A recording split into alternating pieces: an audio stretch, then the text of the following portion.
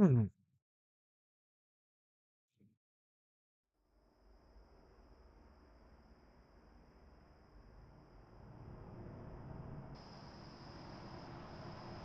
Ready to roll.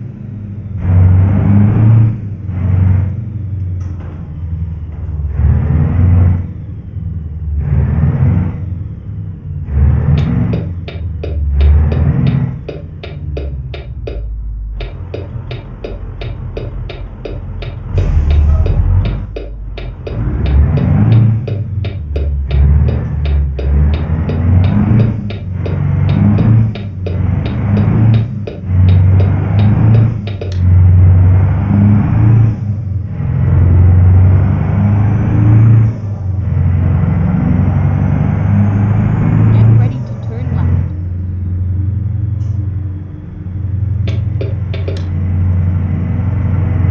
Turn left.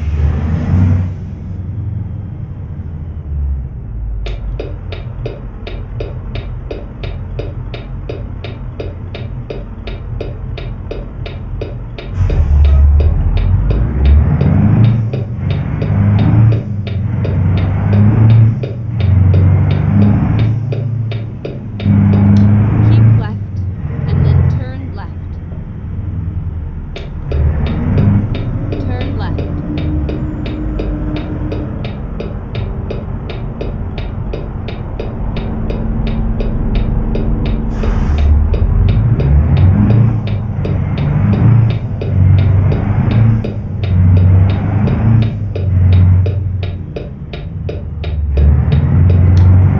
Here we are, safe and sound.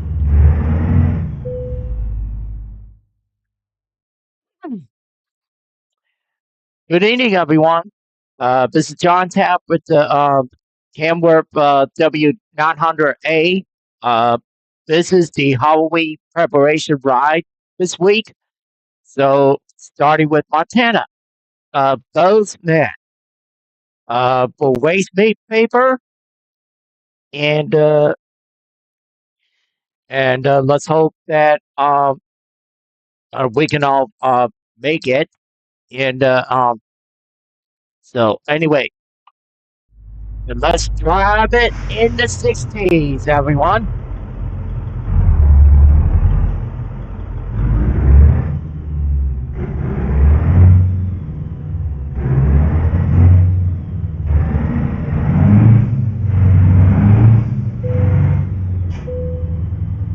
Okay, here we go.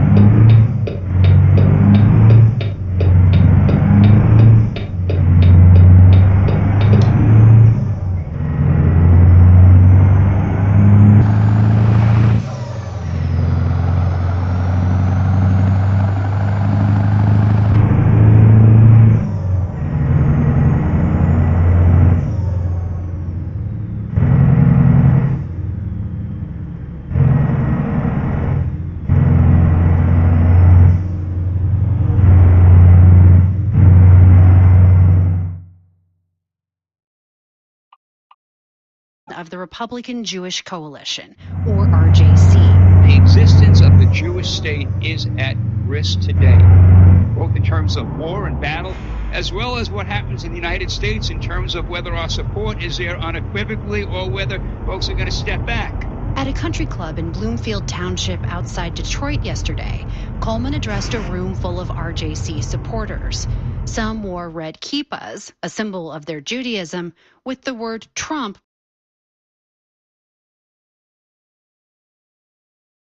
stood outside the event clutching several yard signs, including one that read, Kamala, oy vey. It's been a tepid response, at best, by this administration. As a swing state voter, Weissman says she's concerned about war in the Middle East and anti-Semitism at home. A report released by the Anti-Defamation League, using an expanded definition of anti-Semitism to include some anti-Zionist language, found a record number of those types of incidents in the year since the Hamas attacks, including thousands surrounding left-wing anti-Israel demonstrations.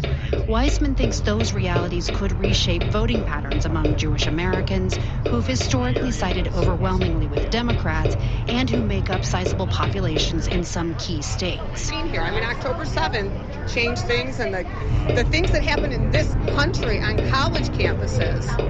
It was just really terrifying. It's infiltrated everywhere. Weissman has heard the claims that former President Donald Trump has condoned anti-Semitic rhetoric, but she thinks his words are sometimes taken out of context. And she liked his record on Israel, including his decision to move the U.S. Embassy to Jerusalem. Jeremy Moss, a Democratic state senator from the area who's himself Jewish, says Jewish voters are concerned about anti-Semitism across the political spectrum. But he believes they ultimately will support the Democratic nominee, as most have in the past. Kamala Harris has held the line against these extreme voices that spout off anti-Semitism when discussing this Israel conflict on the far left. Harris has repeatedly said she believes Israel has a right to defend itself from threats across the region and has called for bringing Israeli hostages home and protecting Palestinian civilians. But then you look at the other side, and Donald Trump platformed anti-Semitic extremism in the Republican Party on the far right. Moss says most Jewish voters also align with Harris on other key issues, including abortion rights, a major focus of the Democrats' closing message to voters across the country. Sarah McCammon, NPR News, Bloomfield Township, Michigan. Orange County in Southern California is doing something unusual to help the scarcity of fresh water there. They're putting clean, recycled water into the ground. See, rivers run low in the summer, and there's not a lot of rain. And as water sources get less predictable across the country because of climate change, the OC strategy is inspiring other water districts to follow suit. NPR's Ping Wong went to see how it's done. If you drive far enough down a dirt road in Anaheim, you'll come to this, a man-made waterfall tucked behind a brewery and some factories. Right now we're looking at a waterfall. It's about 40 million gallons a day. And it's nice to catch a little mist off the waterfall. It's nice to be cool. Ben Smith directs recharge operations at the Orange County Water District and built this waterfall and the big man-made lake below it. So we're at the La Palma Basin. This is our dedicated recharge basin for the groundwater replenishment system. The recycled sewage water, highly purified. The water is so clear it looks tropical. Smith says it's the visible part of a large-scale project to create a steady source of drinking water for the region. It percolates, it goes down through the soil. It will spend several months traveling slowly through the aquifer until it reaches a production well where a city or a water agency will pump it out of the ground and serve it to the homes and businesses. The lake's headwater is a water purification plant 20 miles to the south.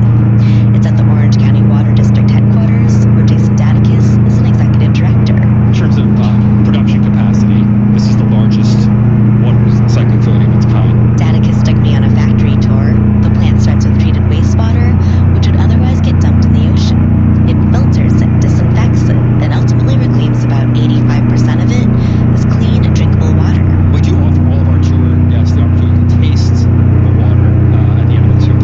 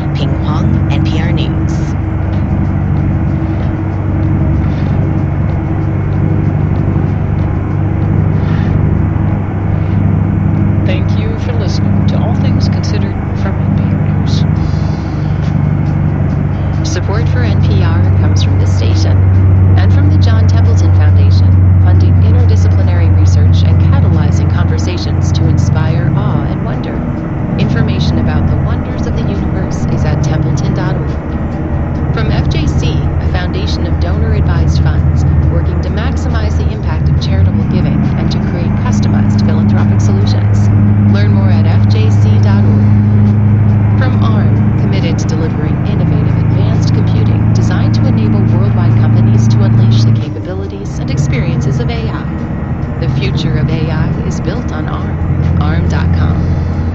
And from the Public Welfare Foundation, committed to advancing transformative youth and criminal justice reforms. We're a minute away from 6 on a Tuesday evening here on your NPR station, News 88.7.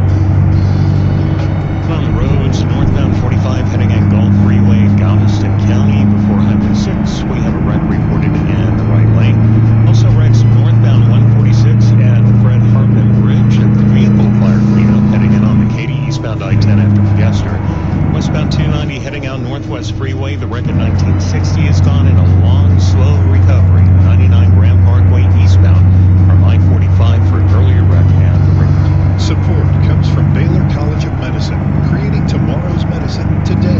Known for their medical research and innovation, Baylor College of Medicine is a proud sponsor of Houston Matters with Craig Cohen, Monday through Friday at 9 a.m. on News 88.7. 85 degrees here at your NPR station, KUHF Houston, News 88.7 in service of the University of Houston at 6 o'clock.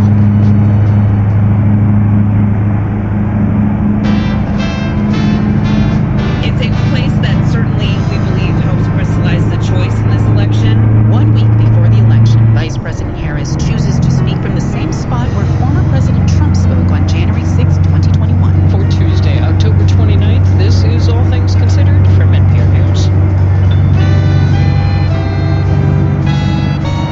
I'm Elsa Chang. And I'm Mary Louise Kelly. A new report from Microsoft says hackers are endangering the lives of patients at hospitals across the U.S. Healthcare and hospitals are a target that threat actors love because they have an urgency around getting back up and running. Speaking of hackers, they attack the Internet Archive, which stores so much of what happens on the Internet. It has unique collections of the World Wide Web and also books, music, video, television. And the CDC says one type of walking pneumonia is surging in the U.S. Now News.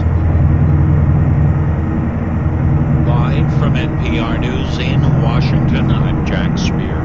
Former President Donald Trump is defending his Madison Square Garden rally, though anything the candidate had to say that night has been eclipsed by the rude and racist remarks made by his opening speakers. Senator Franco Ordonez reports Trump called it a love fest. Speaking at his resort in Palm Beach, Florida, former President Donald Trump said it was his honor to be involved in the controversial rally that has consumed his campaign the last several days. I don't think anybody has ever seen anything like what happened the other night at Madison Square Garden. The love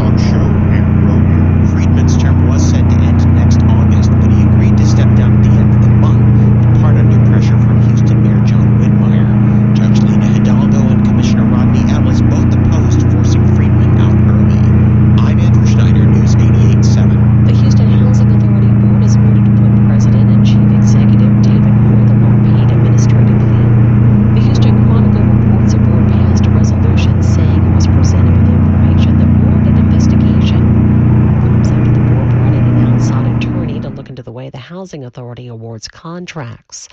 Houston residents who want to speak at city council meetings will now have to give their home address and phone number. But some community organizers worry it opens the door to harassment. Ishu Siddiqui is an organizer with Houston for Palestinian Liberation.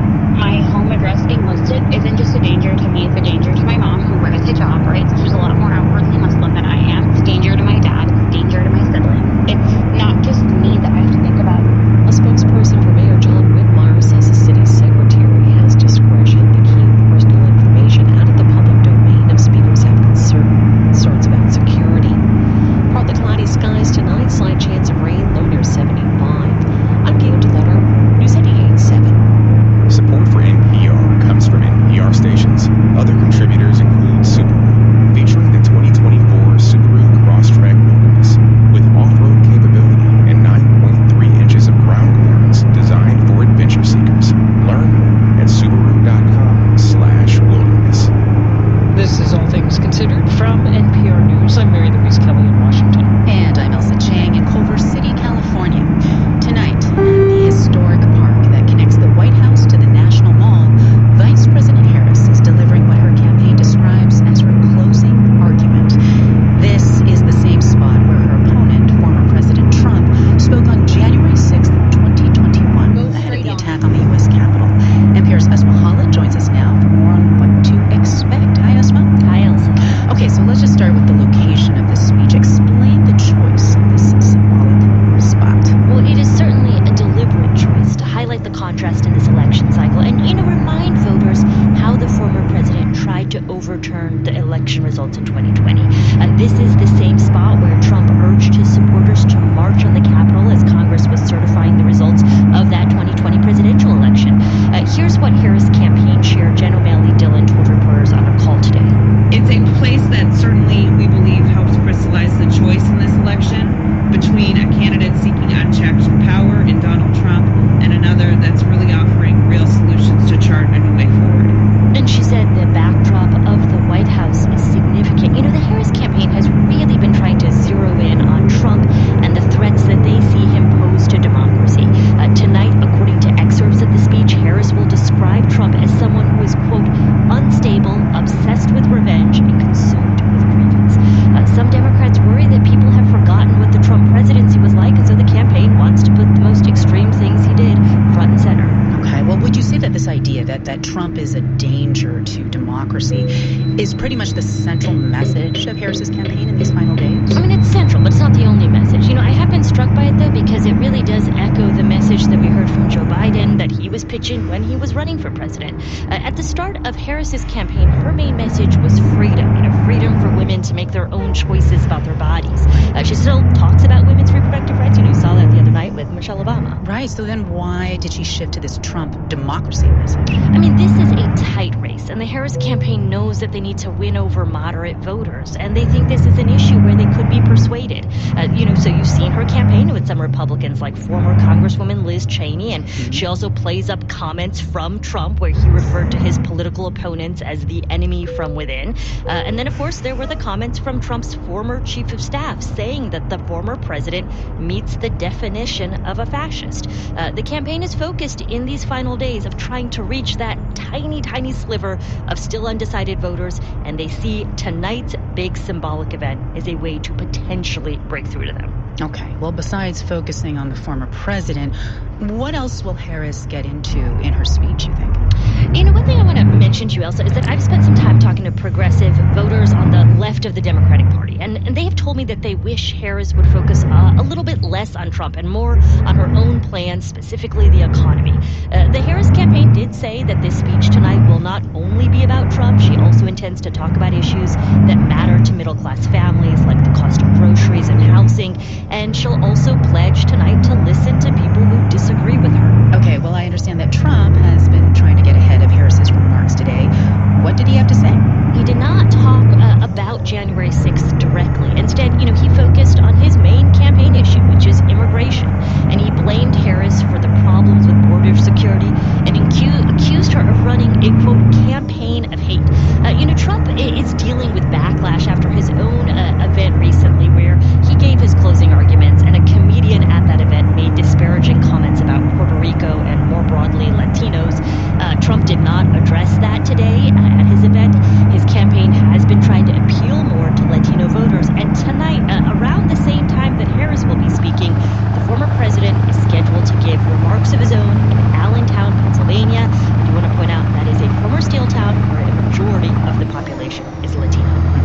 That is NPR's Esma Khalid. Thank you so much, Esma. Good to speak with you.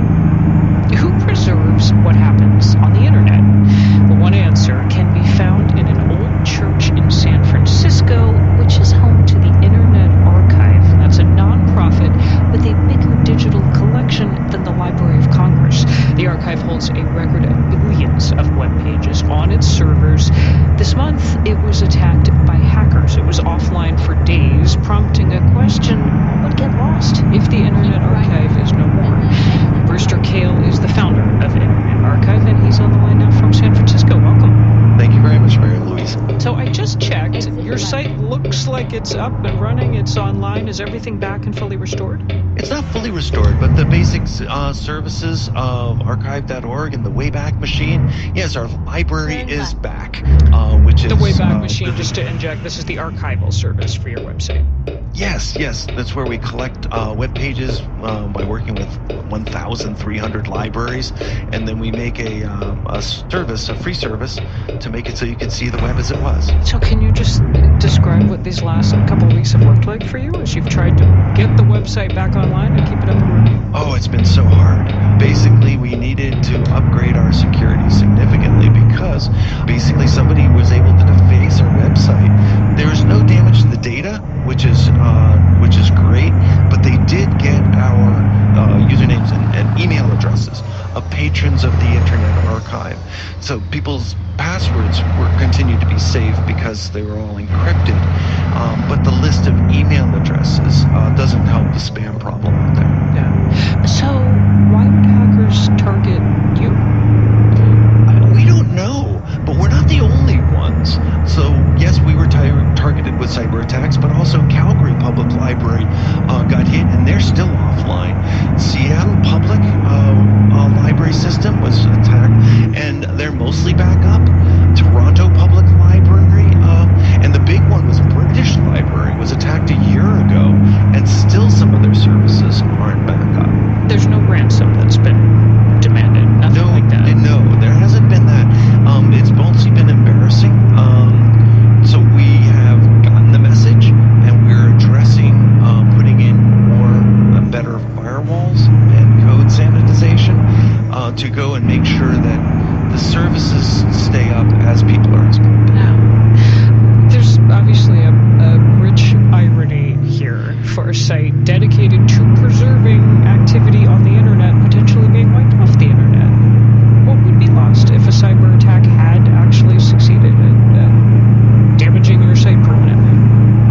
Well, if the Internet Archive were to go away, it has unique collections of the World Wide Web and also books, music, video, television. From decades of television, it's a full-fledged library. So the idea of losing the Internet Archive is not just the web collection, but it would be a whole lot more.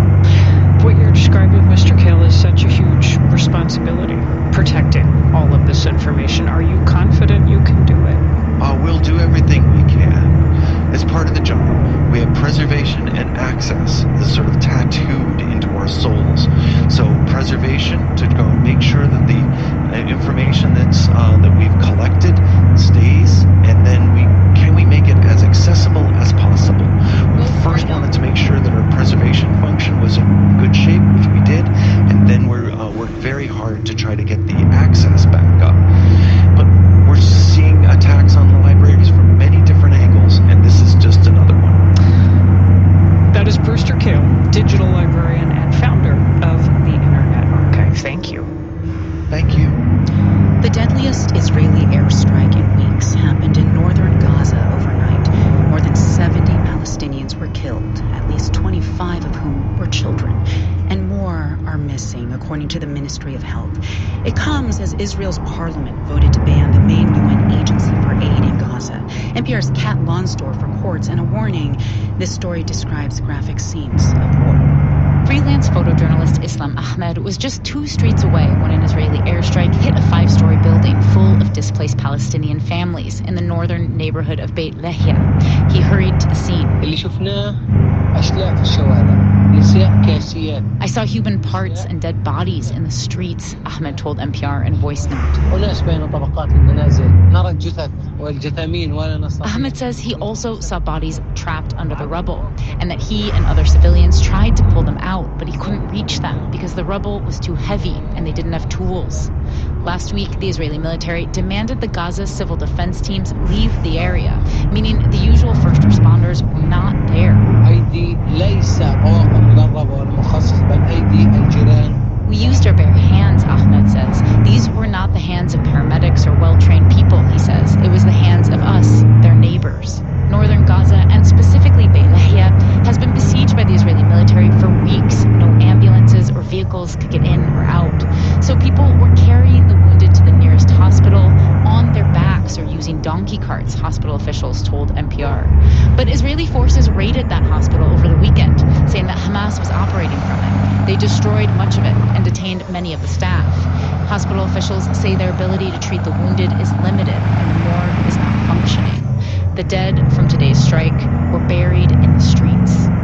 The Israeli military did not give a reason for the strike, but said it was, quote, looking into the incident. Meanwhile, in Jerusalem,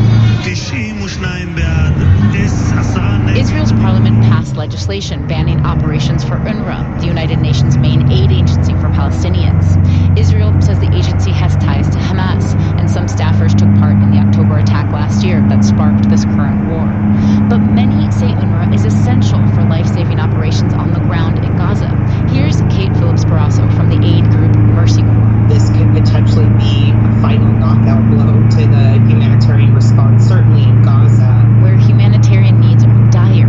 And Phillips-Barrasso says UNRWA can't simply be replaced. Kat Lansdorf, NPR News, Tel Aviv. And in Houston, it's coming up on 6:18 on All Things Considered here on your NPR station, News 88.7. 82 Fahrenheit, 28 Celsius right down here at the Orange campus. I'm Dick Pittman. Out on the road, still have the car fire cleanup reported. Heading in on the Katy Freeway, eastbound I-10 after Gessner, at least one right lane is taken up there. And 99 Grand Parkway in Montgomery County, the eastbound direction, that's still working to get back up to speed from right around the Hardy for an earlier wreck at the San Jacinto River. I'm Dr. Michael Schaefer. And I'm Ellen Benning-Hogan. We support Houston Public Media because we're passionate about an informed electorate. Coverage of local news, politics, and ideas that impact everyone in the greater Houston area is as important as ever. We urge you to make sure you vote. Head to the polls on November 5th. You can vote early in person between October 21st and November 1st. Election Day is November 5th. Make sure you get out and vote. Solar panel manufacturing and, wait for it, the supply chain. There have been a lot of cell manufacturing facilities and wafer manufacturing facilities that have either been canceled entirely or put on hold. I'm Kai Rizdal. Dark days for solar panel manufacturers. That's next time on Marketplace. That's coming your way in 10 minutes, followed by the Daily at 7 o'clock. And a bit later this evening. On the next Fresh Air, Alex Van Halen talks about being the drummer and co-founder of the iconic rock band Van Halen, and about his younger brother Eddie, who was the band's guitarist and main songwriter, and was considered one of rock's greatest guitarists. Eddie died of cancer in 2020. Alex has written a memoir called Brothers. Join us. That's Fresh Air, 8 o'clock this evening, followed by the TED Radio Hour.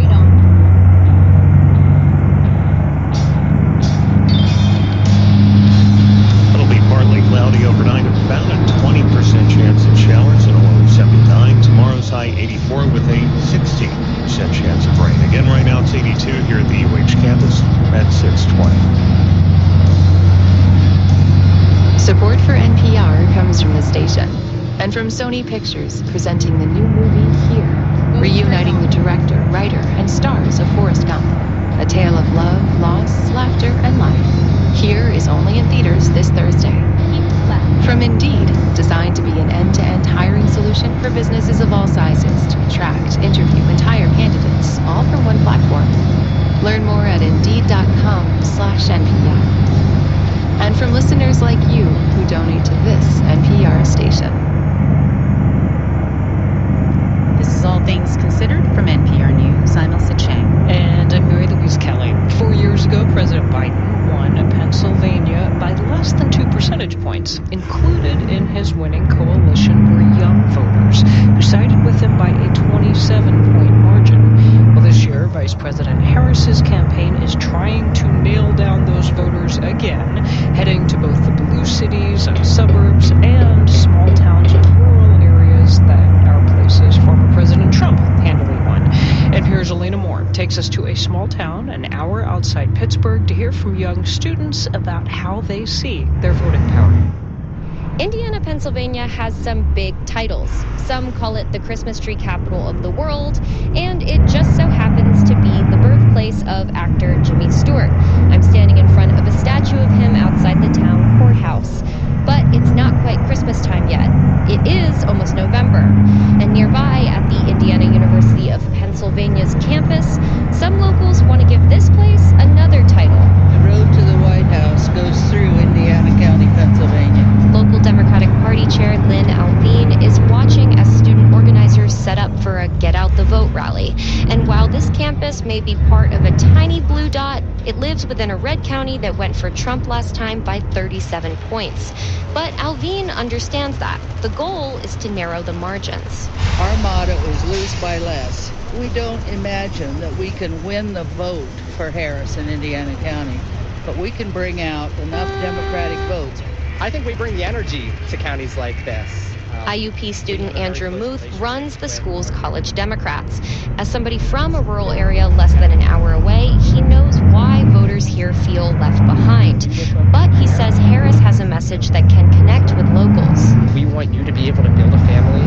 We want you to be able to afford your groceries. We want you to be able to afford housing. Local Republicans, though, aren't worried about the margins, even with the student vote.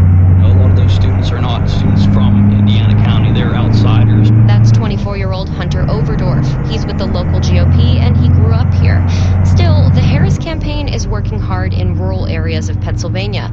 They have 50 offices in the state coordinated with the Democratic Party, 16 of those in counties that Trump won by double digits in 2020. Those past margins are why the Trump campaign isn't worried. Reaching out to voters and canvassing them is important, but that only works when you have a winning candidate and a winning message. That's Kush Desai, the Pennsylvania communications director for the Trump campaign. The issues that we're running on, if anything, have a greater salience in rural Pennsylvania and rural America writ large. Those issues, the economy and immigration. At a coffee shop on IUP's campus, those are the topics shaping 22-year-old grad student Keely McElveen's vote. I'm going to vote for Trump and Vance. It's kind of the philosophy of voting for the lesser of two evils amongst the parties. She's from the county over and commutes to school, so things like gas prices are a concern. And to her, Harris hasn't acknowledged the mistakes of the last 4 years and how she'll be different. That's kind of pulled me away from her in a sense. I will say Trump would be a better communicator just because he's very loud, which polarizes our people. However, he is very clear on what he stands for. That speaks volumes. Back at the rally, other students continue to side with Harris, in large part over social issues, which are key to her campaign's message. I'm always an advocate for someone having their own right to their body and who they love and what medical decisions they should make. 20-year-old Samaya Settles is from a town outside Pittsburgh, but she plans to vote on campus. She was much more excited to have Harris as the Democratic nominee than President Biden, and thinks that energy remains for other young people. I would say I still feel that, and I think it is because of her age. She really does know how to connect with the young people. She just feels like she is us. And in just 1 week, we'll see how many other young people feel the same. Elena Moore, NPR News, Indiana, Pennsylvania. So if you or your kid has a cough that's been lingering, you may want to listen closely to this next story. The CDC says cases of a type of walking pneumonia are surging across the U.S., especially among young kids.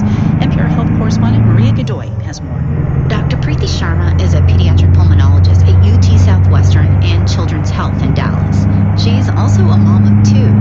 At the end of May, her 12-year-old daughter came home from school with what looked like a typical summer cold. She had a runny nose, some sneezing, a little bit of sore throat, and a little bit of kind of feeling fatigued, lower appetite,